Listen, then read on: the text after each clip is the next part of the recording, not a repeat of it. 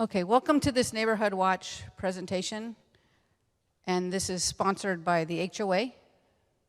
I'm glad you're here. For some of you, you may have attended the other presentation we did back in January where the FBI was here doing some scams. This is just a continuation of the Neighborhood Watch program where we're going to be putting together programs, topic specific, for the community to come hear about, listen, and it's all about education. Today's program is about residential burglary and thefts, and it kind of tangents off into a few other things that are relative to that. Okay, why are you here? First of all, let me introduce myself. My name's Sherry Lee. I am the HOA Tellico Village Neighborhood Watch Chair. It's a mouthful to say. And I have lived here in Tellico for 2 years now, and I came from the beautiful city of Los Angeles, California. Don't hold it against me. I have a background, 31 years of law enforcement experience, which is why I somewhat got tapped to do this position, and I try to bring you the most accurate information as possible. Not to be a downer, but why I do this. I like to tell people why I do this. In 2022, we had 235 officers killed in line of duty. 60 of them from gunfire, and one of them in our own county here in Loudon was killed in line of duty, Officer Chris Jenkins. So, this year already in 2023, we've had 15 officers killed in line of duty. I do this because I was fortunate enough after 31 years to go home every single night to my family, and a lot of my brothers and sister officers didn't. In this room tonight, there are several retired law enforcement people who also were fortunate enough to retire and be here in Tellico, and I can tell you that I count my blessings every day that I live here. It's beautiful. It's the best state to live in, and I'm very happy to be here. So this is why I do this program. Why are you here? Because you want to know what's going on, right? And because you are already involved in Neighborhood Watch. And some of you already are, and you are on the Google group. You get the Google group messages. If you don't, I'll talk about it later, how you can get involved and be on that. Because you are curious and you're not sure. I want to be involved. I don't want to be involved. Okay? So those are your curious ones. Because someone else dragged you here. I know one person in this room that's probably like that. And because you had no better plans, which on a beautiful day like today, I'm glad that all of you decided to come. Because you want to make a difference. Because you don't want to be a victim of a crime. I think that's the primary reason why people are here. Right now, I'd like to introduce, before I do my program on burglaries and thefts, I like to give the opportunity and the floor to the sheriff to talk about his crime initiatives and crime in the village, because that's important for you to know. So let me introduce Sheriff Jimmy Davis.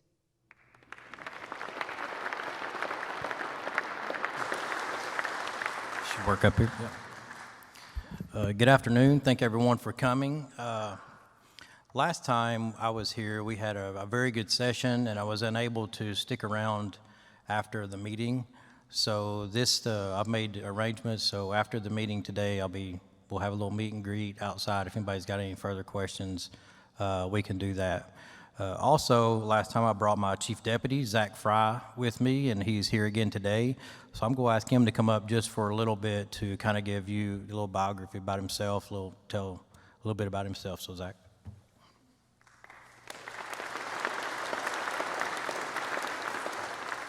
Good afternoon. Thank you, Sherry, for having us today. Yeah, I was here last time. I sat over here and watched. Great turnout last time. Great turnout this time. We're thankful for all of you and the Neighborhood Watch Program. It's extremely important. Just a little bit about myself. Currently the Chief Deputy. Sheriff appointed me for that position in September when he got elected. Current assignments at the Sheriff's Office, I was a patrol supervisor before this on night shift. patrol deputy, and then I worked in the corrections division before that as a supervisor and then just a corrections deputy. I have a bachelor's degree from Tennessee Tech in criminal justice and sociology, and sometimes I call it my full-time career, but my part-time career, I'm in the Army National Guard here in Tennessee. My unit's in Crossville, and currently I'm a company commander for that unit. So.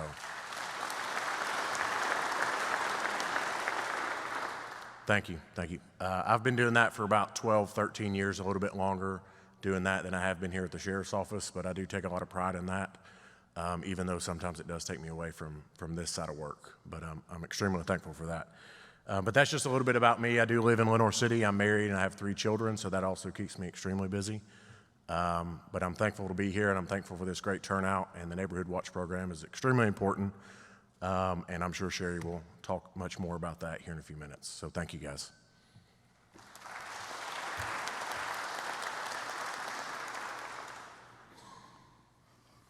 I always think it's important, and a lot of people during the campaign and election, when I announced Zach to be my chief deputy during the campaign before the election, was talking about how young he is.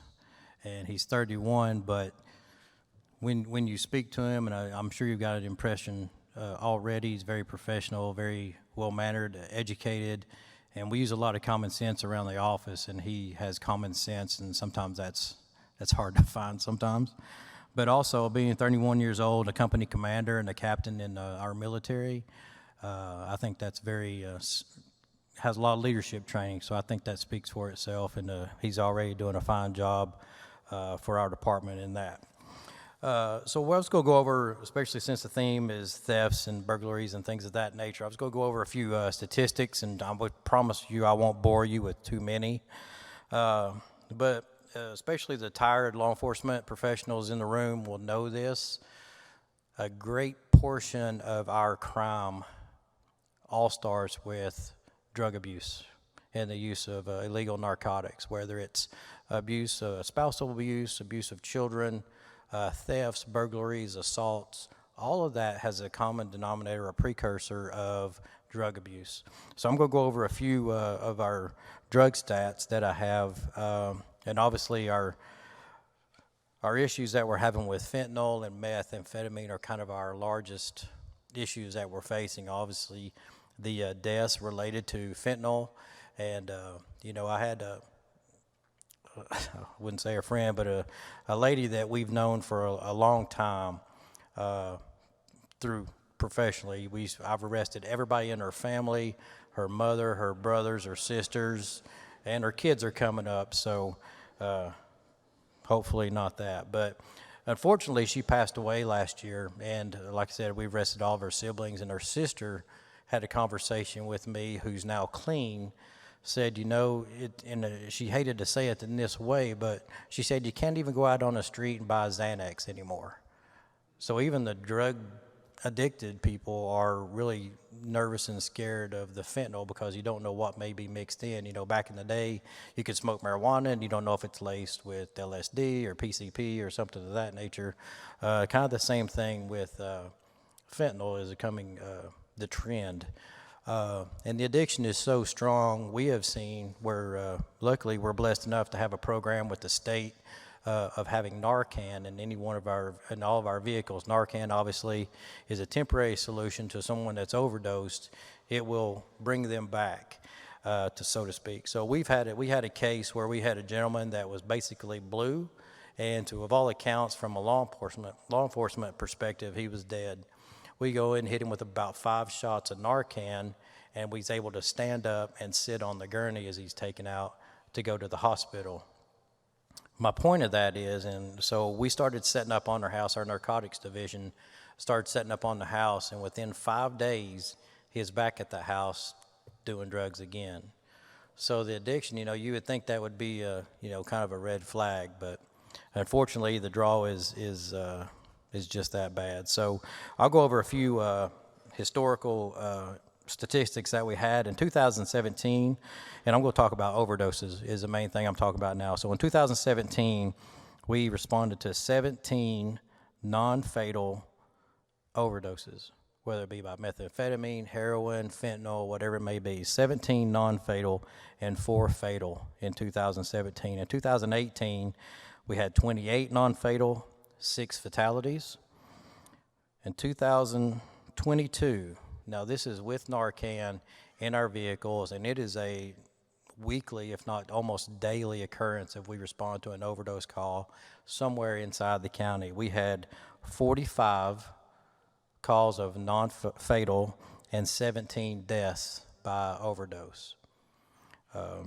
And so far this year, we've had 4 of each, 4 fatals and 4 deaths. So the percentages are getting worse. Even this year, when you have the same amount of fatalities as you do non-fatal exposure to overdose. We've charged, legislation has made it available that we can actually charge people, kind of follow that chain of who supplied the dose of the overdose of the drug for them.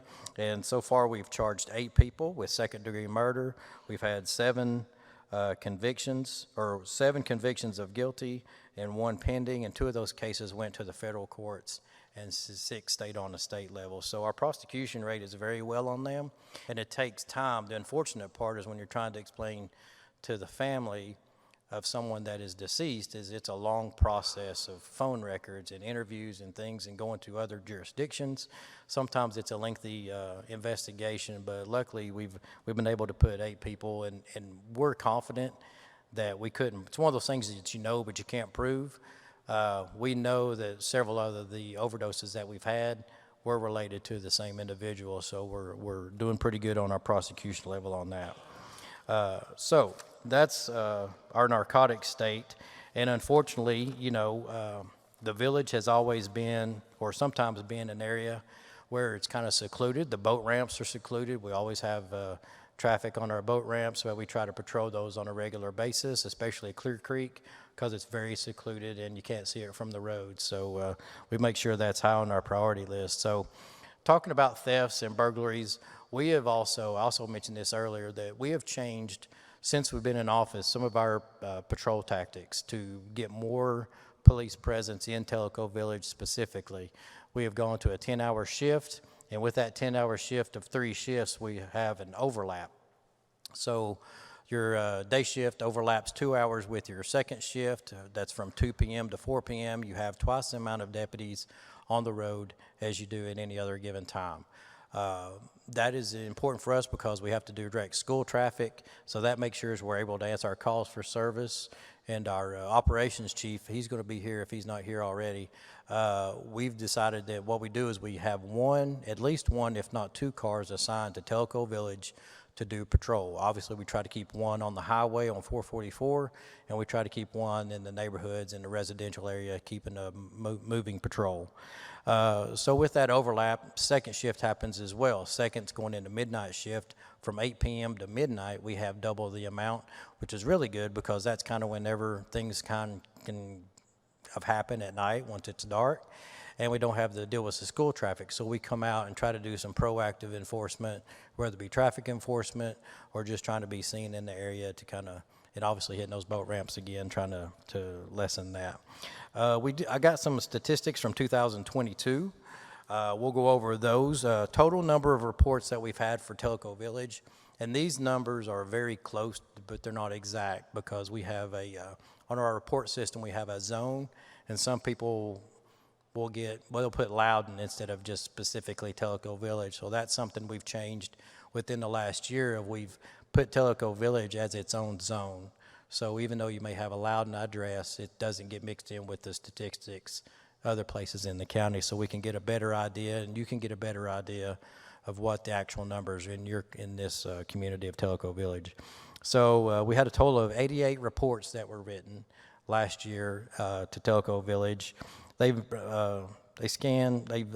vary in what they are. We have 12 vandalisms, 9 scam-related reports, and dealing with thefts, we've had 7 breaking and entry reports, 8 from buildings, 4 from motor vehicles, and 17 other that kind of get mixed in and classified either in a different way or incorrectly. The locations that are dealing, I always think it's important to find out where these offenses are happening. Of the 88, 48 were happening at a home or residence. 13 in parking lots, 5 in construction sites, and 7 on the highway. So if there's a disabled vehicle on the highway, it gets broken into, that's categorized as something on the highway, or something of that nature. So those numbers are important to us because we can kind of look at how we can try to fight those and try to do crime suppression. Our COPS program, Citizens on Patrol, is one of the best programs other than the Citizens Academy that the Sheriff's Office has had in the past, and we continue. We had a lunch or a brunch a few weeks ago with our COPS program, just trying to get everybody back on the same page, because with COVID and an election and an administration change, people kind of wander and lose a little bit of focus. So we've kind of come back together. We're working with Ralph Kidd, our liaison with that, to try to get the COPS program back on track. So COPS program and crime suppression and officer presence is one of our biggest things we can do, is just being in the area. So COPS is a big helper on that. Also, we try to move our investigations, our patrol tactics to center on Tellico Village. Everybody remembers the appliance thefts that we had. We had several break-ins of construction sites and areas where a lot of appliances were being stolen. About a month ago, I think it is, that we have an individual that was one of our suspects. We worked with Loudon County Sheriff's Office, and I think we had a pursuit with him and ended up getting the guy who we thought was connected to these thefts. It's one of those, again, you know he did it, but you can't prove it. But we're pretty sure that he was the one that was breaking into all the Tellico Village areas. I know that Loudon County was able to put some charges on him, so that investigation is still open. We're working with them and him to try to get some of those cases cleared out for the village of those appliance thefts. So, like I said, with Neighborhood Watch and the COPS program, we want to be vigilant. And I don't know how popular government is, but the FBI slogan is, if you see something, say something. That goes a long way with Neighborhood Watch, with not getting involved, but we want to make sure that if you see something out of the ordinary, that we can do reporting on it, and we can get officers in the area so we can hopefully solve some of these crimes or catch them before they're able to commit the crime. You know, right now, is that most people in most industries, employment is very difficult. It's hard to find new people. It's hard to keep people sometimes. Our profession is the same, and you would think we are fair in our paying of our employees. We pay pretty good comparatively to other sheriff's offices around us. The issue is we're going to be fighting the state with a lot of on our law enforcement side of the sheriff's office to keep personnel. The state they got 100 new troopers for the Tennessee Highway Patrol, and their starting pay is $67,000. That is $20,000 more than a full-time topped-out deputy makes here. They've also made it a little bit easier for the deputies to transition. They have a lateral academy now with the state instead of going all the way through their trooper academy. In a few weeks, a deputy here that lives here and works here, within 6 months or so, could be making $20,000 more. So we're having trouble trying to get new employees. However, the bright side is I am going to toot my own horn a little bit. We have really come a long way in training. We hired one of my deputy chiefs is Rick Baker, and he is a longtime veteran of law enforcement, been around the East Tennessee for several years. He's also the president of the Tennessee Training Officers Association. And one of the best instructors I've ever been around. I've been about every training you can have here, been the FBI National Academy, and he's still up there with one of our best instructors I've ever seen. Since we've taken office, we have hosted a nationally recognized canine school for handlers. We've also had a leadership class for all of our supervisors within the sheriff's office on the correction and the law enforcement side. Currently, we're in an FTO class right now, a field training officers class, getting everybody on the same page and really upping our game. We've created a new manual for that as well. And in 2 weeks, we're going to host a instructor development class, which helps a lot of those in our department learn how to be able to teach and train as well.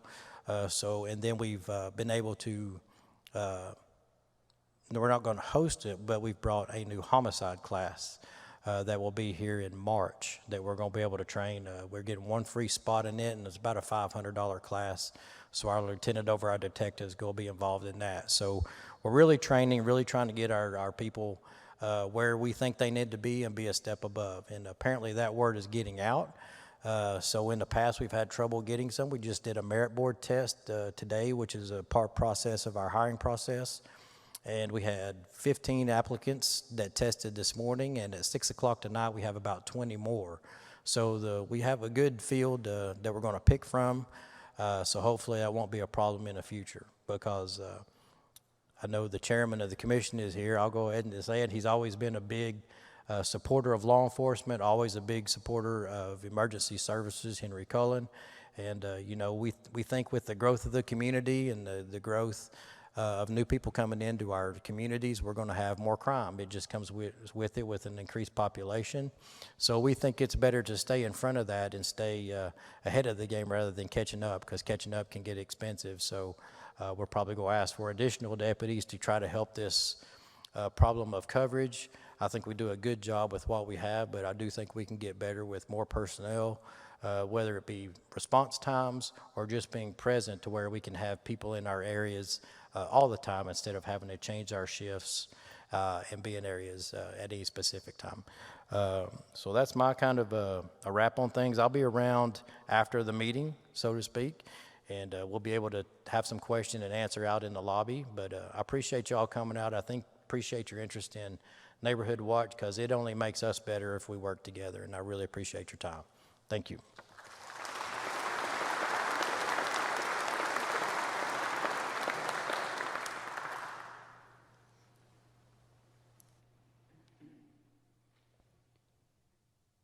All right, the Tellico Village Neighborhood Watch Program is strictly volunteer. Myself and all our Neighborhood Watch coordinators that are sitting behind me are all volunteers. Just so you know, each neighborhood has its own coordinator, and I've been asked by many people, well, who's my coordinator? I don't know. So today I brought them all here on stage. They're each going to stand up, tell you what neighborhood they're from, so you can see their face on the big screen. And you'll have an opportunity at the end when we do the questions and the meet and greet out in the lobby. You'll have an opportunity to actually talk to your coordinator, because you'll be able to know which one it is. So the first one is at Chattooga. We've got Sandy and Mike Thomas.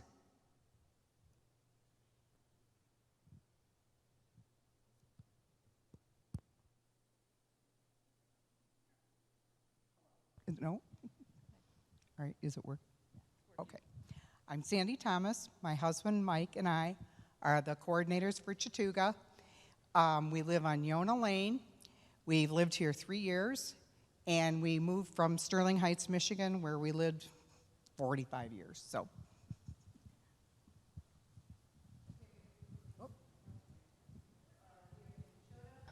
Chota, we have Yvette and Sam Marino. Hello there, I'm Sam Moreno.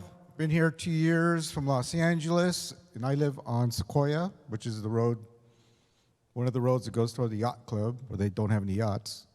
And so I got the Chota neighborhoods. So that's me, right? Right.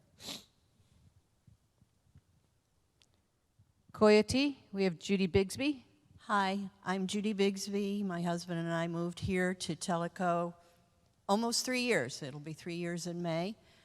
We came from Illinois, and we're glad to be here, and I'm excited about the Neighborhood Watch Program in Coyote, one of the best kept secrets of the village. Kahiti, that's me right now. Mialakwa, we have Tammy and Andy Markel.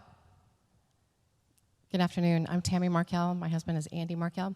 We're in the Mialakwa, and we live on Ukadelia Place, which is right off of Noya Way. And we came here 5 years ago from LA, same police department that she did, so we survived it. And we're just happy to be here. So yeah, we'll be out front and kind of a meet and greet. I'd love to get to know some of you. Some of you I've spoken to either on the phone or email. So yeah, I'd love to see your face as well. Thank you. Tanasi, Pete Harris, who's also a member of the COPS program. Yeah, Pete Harris, and I live on Tenasseee Lane. I'm also from California. I followed all my friends out here, so. Same police department. Sherry kind of shanghaied us all into this, so. It's my fault. Keith Rivard for Tomatli. My name is Keith Rivard. My wife and I are both Yankees from Minnesota. We came to Tellico in 1991 with our 4 kids in the boat, and we bought a lot that weekend. We fell in love with it, and we moved here in 98, so we've been here about 22 years. And I have to say, Sherry is a great leader. Thank you. Thank you, Keith. And then last but not least, we got Tokwa, and this is Sharon Mitchell. Hi, I'm Sharon Mitchell. I live in Tokwa on Eloqua Way. That's a street right across from Lorenzo's. And I'm from Illinois, and we've been here about 3 years. Thank you, Sharon.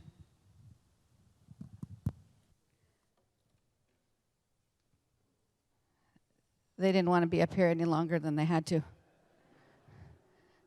So I told them as soon as they introduced themselves, I'd say, okay, you can leave. Many of you got an email from the Google group asking to be a Neighborhood Watch supporter.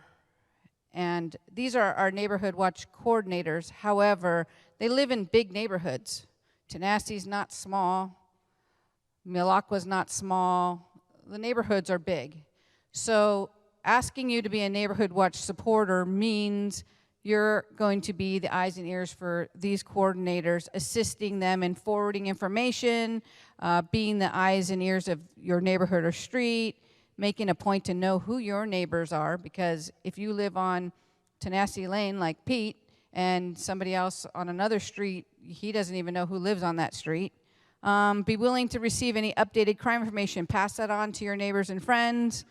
Be willing to keep an eye on a vacationing neighbor's home and be able to pass information on to neighbors that were not able to attend these types of meetings or events. And the one important thing I always have to tell everyone, including my coordinators, you do not have any police or sheriff authority to act on any crimes that occur anywhere. So it's really important. These coordinators put a lot of time, effort, all volunteer for your neighborhoods. They need help. And then we're not asking for a lot of help. We're just asking that you say, hey, I live over in Tenasseee Coves, and I got a pretty good feel of my streets. I'm willing to be your supporter for that area.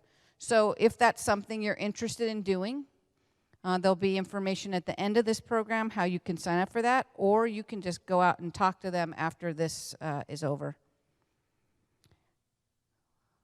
Many of you who attended my very first presentation about the introduction to the Neighborhood Watch Program saw this slide, but living in a bubble. I think the sheriff touched on it. Tellico Village is very somewhat secluded. However, we're not secluded from what lives outside of our village, okay? And that's what's coming. That's what will come in and take advantage of you.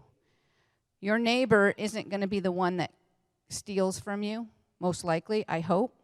However, it will be the people that are coming in from outside. And if you live in a bubble and you think that we're all safe and pretty and happy and we go lucky and we're nothing's ever going to happen to us because we live in Tellico Village, you're wrong. Okay, how many times on Nextdoor or Facebook do you hear a post that says, I've been robbed? Okay, well, you really haven't been robbed. Your house has been burglarized. The only time you've been robbed is if somebody came up to you and used force or fear to take something from you. If you're not home, your house has been burglarized. So this is what I talk about, the education part of the program. Burglary defined in the Tennessee Code is a burglary occurs when a person, without consent of the property owner, does any of the following: enters any part of a building that's not open to the public with the intent to commit a felony, theft, or assault.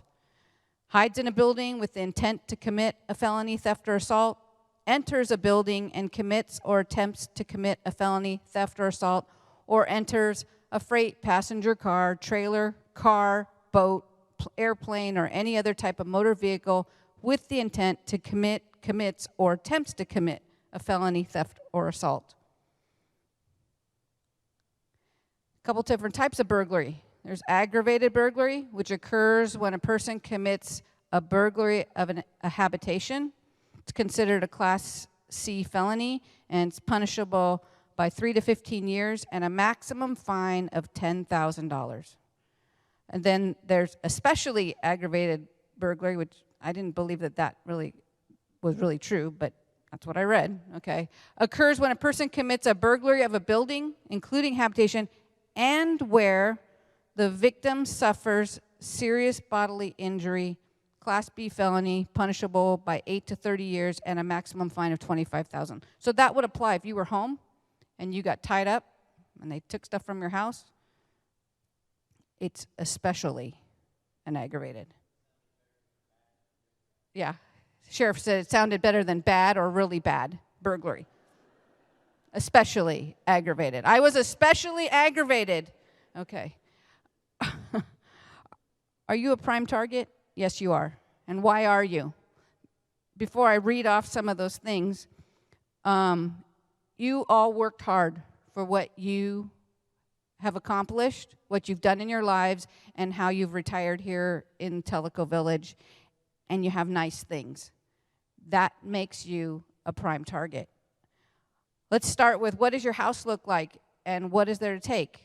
Many of the homes, most of the homes in Tellico Village are very nice looking homes, okay? They're much better looking than some of the, trailers, modular homes, and I'm not saying that's anything bad about those homes, but you didn't elect to buy a modular home and put it on 3 acres.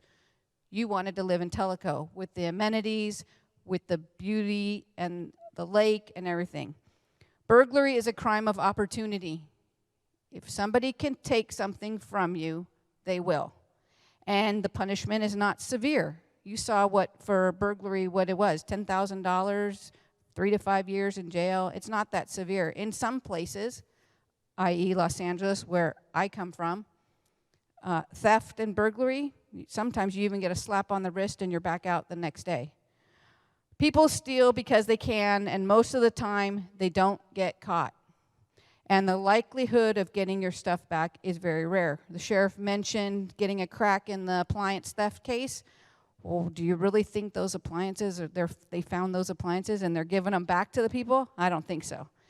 And it's less likely that the thief is your neighbor. Again, it's the people coming from outside our bubble into Tellico Village.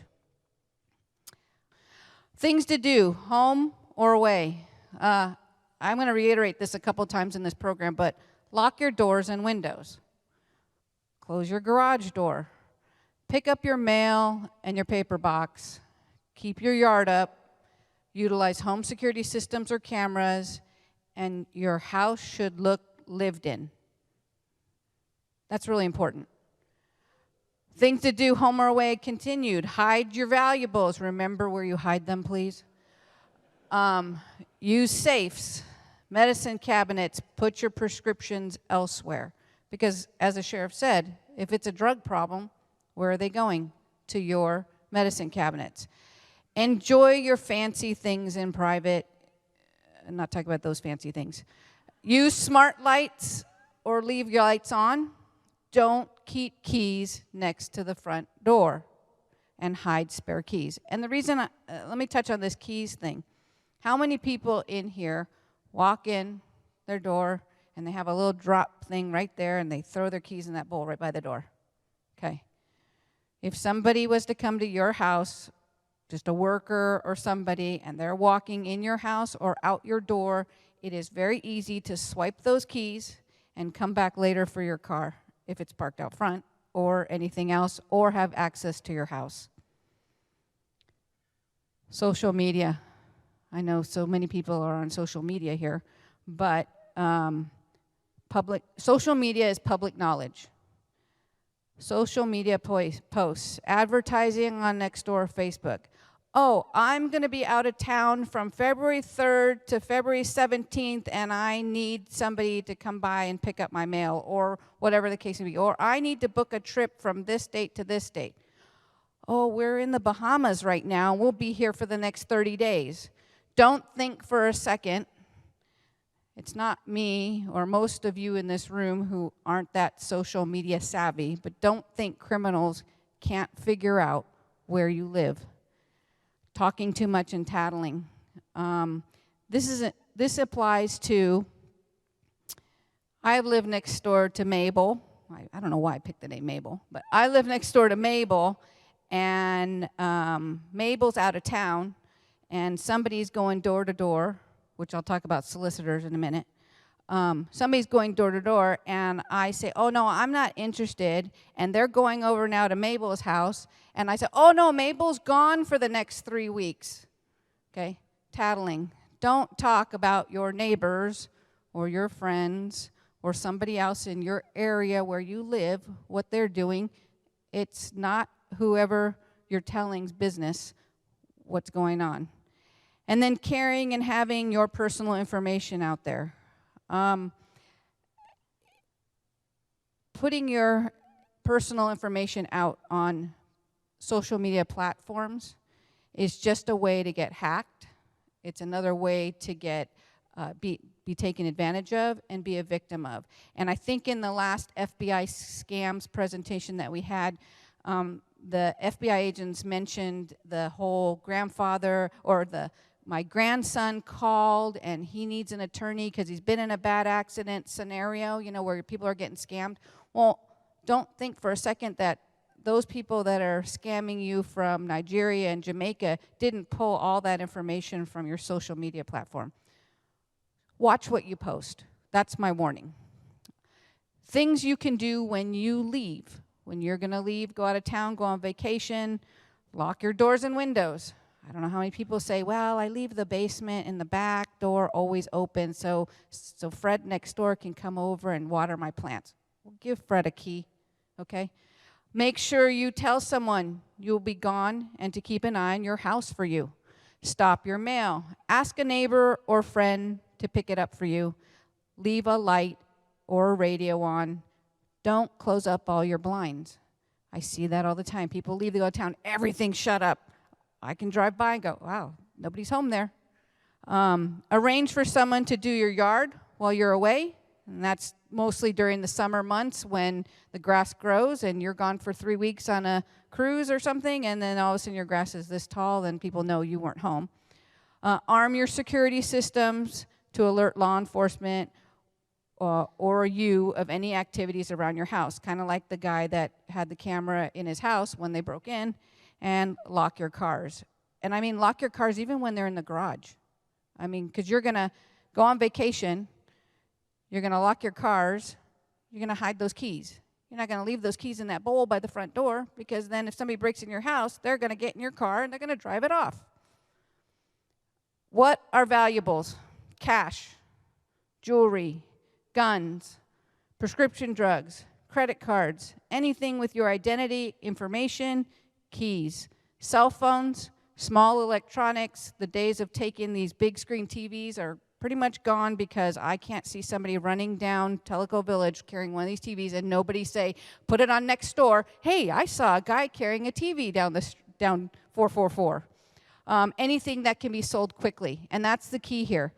If somebody is in your home, they're going to take as much as they can in a bag, carry it, and walk out of Tellico Village as inconspicuous as they can. Again, they're not going to carry that out of Tellico Village. They're going to be carrying a bag, and they're going to have all your stuff in it, and they're just going to mosey along and keep walking, and you're not going to think anything of it. Common security systems, okay? I don't endorse any specific security system. However, any security system is better than no security system. So interior or exterior surveillance cameras, Ring, Nest, or other doorbell systems, alarms, alarm companies, safes, exterior lighting, motion activated, dogs, not Chloe dogs, and your neighbors. Those are your common security systems. And the key with this is, if you have a surveillance system, if you have cameras put up in your house, know how to work them. Okay, you don't do yourself any favors if all of a sudden it's not operating and you don't know how to work it, and you need to look at it. You need to go back and look at it. Know how to operate it. Some of the systems that are out there nowadays are very user-friendly. So, ask somebody. There's plenty of people that have systems that are adequate enough for you at whatever your techie level is, and you can utilize those. Okay, what about your car? Never leave your personal information in your car. Never leave valuables or a firearm in your car.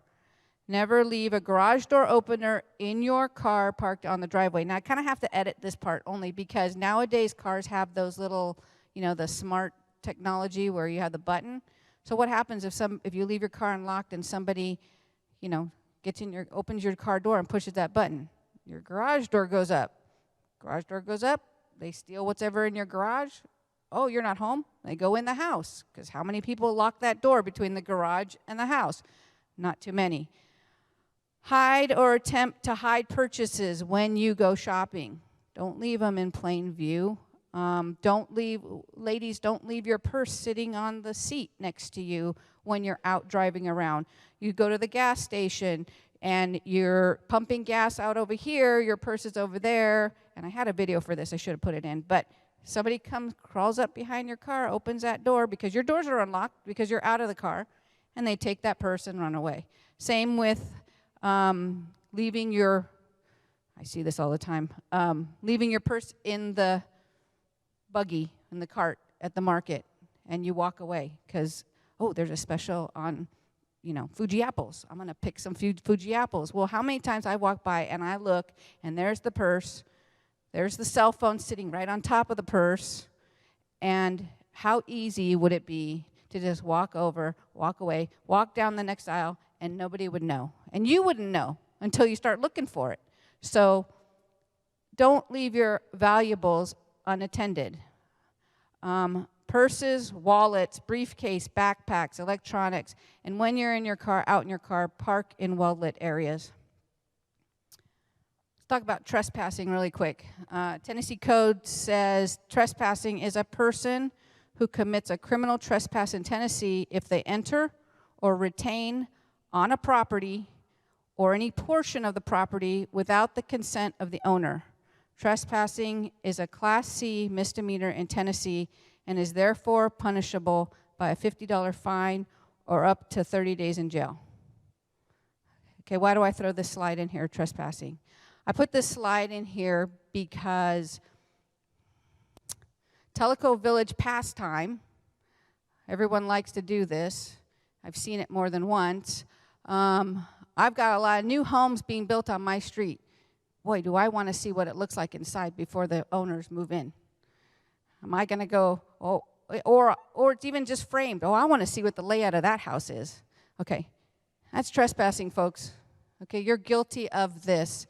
And the reason I bring it up also is because when you trespass on those build sites, whoever the owner of that home is that's being built has paid a lot of money to their builder for a builder's risk policy, and if you fall on their property, you step on a nail, you slip, I don't want to be stereotypical, but you slip and break a hip, and the EMS comes, and now you're carted off in an ambulance, and it's recorded that an injury happened on their property, that builder's risk policy goes through the roof, and it's for your future neighbor, okay? Your future neighbor is now going to look at you like, what were you doing? Why were you there?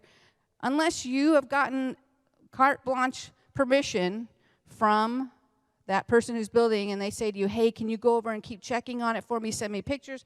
Okay, you've gotten permission, okay? Without the consent of the owner. If you don't have the consent of the owner to be on those properties, stay off of them. No soliciting. This came up, it's a hot topic a couple weeks ago because people were soliciting in the village. I want to just talk about safety tips for no soliciting. Never open the door. Well, before I do that, wait. No soliciting, and you want to get rid of them. What's the first thing you should do? And I'm going to tell you. You call the POA who sends somebody out during business hours, or you call the sheriff.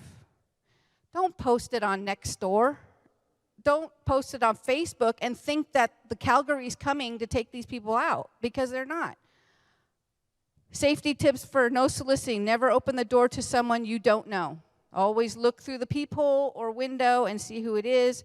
If you don't know, then say no thank you through the door and walk away.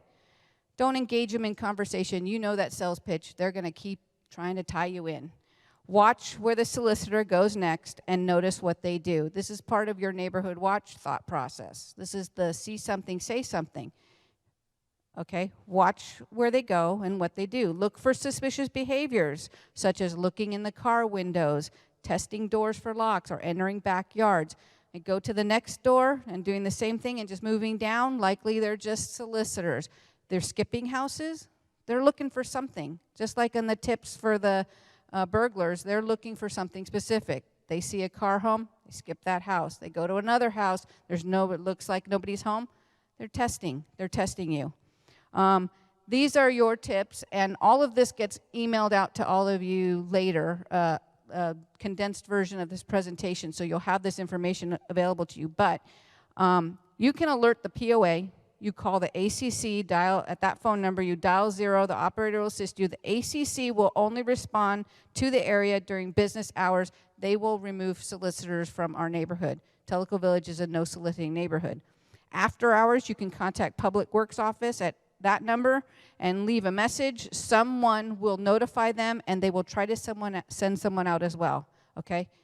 If those solicitors are aggressive or they're suspicious, call law enforcement. Either call 911 or call the non-emergency numbers for the sheriff's department so that they can send out a deputy, and that deputy can get these people out of our neighborhoods, okay? Provide a description of the solicitor and what direction they're headed. See something, say something. I mean, it's cliche, but if you see something, if it's suspicious, if it doesn't sit right with you, if the hairs on the back of your neck are sticking up, there's something wrong. And then, again, I talked about Neighborhood Watch supporters. How do I join, or how do I become one? You can sign up in the lobby with your coordinators, or you can email me directly at Tellico Village NW. NW stands for Neighborhood Watch, so it's easy to remember. tellicovillagenw@gmail.com. Please include your name, address, and neighborhood you live in. If you're not on the Google group yet and want to be a part of it, that's where you can get on the list. And questions. I'm going to ask, because it's dinner time and people want to enjoy this beautiful day, I'm going to ask that you direct questions to myself or your coordinator in the lobby before you leave. You can email your question to the email I provided, and if you have any feedback or suggestions about this presentation or future topics, which I believe I'm putting the next presentation together on bank fraud. So I think it's an interesting subject. I have somebody who was in the bank fraud industry for years, worked for international banks. They're helping me put that next one together. Let me know if there's something that you're interested in.